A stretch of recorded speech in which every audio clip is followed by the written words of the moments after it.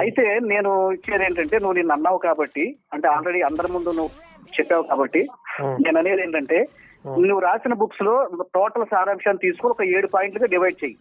ఎందుకంటే ఆ 2 బుక్లు మొత్తం వివరించుకుంటూ కూర్చోవాలంటే ఒక రోజు మనం దాన్ని కంప్లీట్ చేయలేం. ఆ 7 పాయింట్స్ తీసుకుని ఇదేంటి సారాంశం, నేను రాసిన బుక్ లో సారాంశం తీసుకొస్తే ఆ 7 పాయింట్స్ పెట్టుకుని ఒక రోజు ప్రోగ్రామ్ పెట్టుకుని చేద్దాం. భారత్ టుడే ఛానల్ అయినా, లేదా నీ ఆఫీస్ కి రమ్మన్నా నేను నీ దగ్గరికి వస్తాను, లేదా నువ్వు నా దగ్గరకు వస్తానన్నా నా దగ్గర అయినా సరే.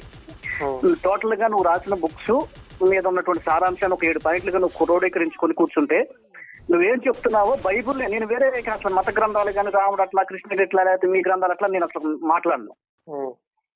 కేవలం బైబుల్ నుంచే నేను మాట్లాడతా.